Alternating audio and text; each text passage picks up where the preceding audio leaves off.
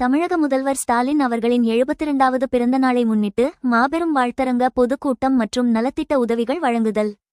சென்னை வேளச்சேரி விஜயநகரில் தமிழக முதல்வர் ஸ்டாலின் அவர்களின் 72வது பிறந்த நாளை முன்னிட்டு மாபெரும் வாழ்த்தரங்க பொதுக்கூட்டம் மற்றும் நலத்திட்ட உதவிகள் வழங்கும் நிகழ்ச்சி சென்னை தெற்கு மாவட்டம் விளையாட்டு மேம்பாட்டு அணியின் அமைப்பாளர் ஆனந்தம் அவர்களின் தலைமையில் நடைபெற்றது. இந்நிகழ்ச்சியில் அமைச்சர்கள் கே.என். நேரு, மா. சுப்பிரமணியன் மற்றும் நாடாளுமன்ற உறுப்பினர்கள் தயாநிதி மாறன், தமிழச்சி தங்கபாண்டியன், சட்டமன்ற உறுப்பினர் அரவிந்த் ரமேஷ் மற்றும் மாமன்ற உறுப்பினர்கள், கட்சி நிர்வாகிகள் பலரும் கலந்து கொண்டு சிறப்புரை ஆற்றினர். நிகழ்ச்சியின் இறுதியில் 1000க்கும் மேற்பட்டவர்களுக்கு நலத்திட்ட உதவியாக மக்கள் அமர்ந்திருந்த சேர் அவர்களுக்கே வழங்கப்பட்டது குறிப்பிடத்தக்கது.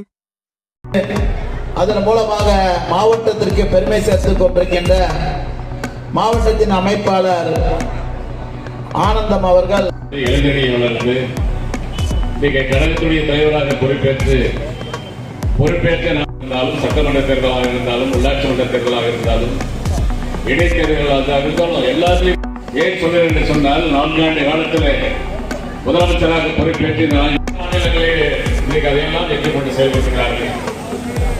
மகளிர் உரிமை தொகையை இன்றைக்கு 1000 ரூபாய் வழங்கிக் கொண்டிருக்கிறோம். இதைதான் இன்றைக்கு பிஜேபி ஆகிற மாநிலங்களில்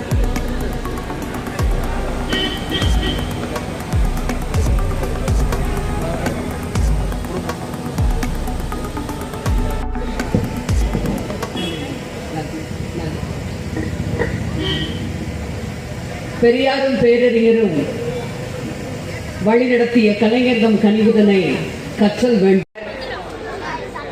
ஒரு வார்டு மாமன்ற உறுப்பினராகவும் மிக திறமையான பணிகளை, மக்கள் பணிகளை செய்து வருவதும் ஆற்றலோடும் எப்பொழுதும் வழிநடத்தி கொண்டிருக்கின்ற மருத்துவத்துறையை, தமிழ்நாட்டின் மருத்துவத்துறையை இந்தியா தான் நாம் நன்றாக இருக்க முடியும்.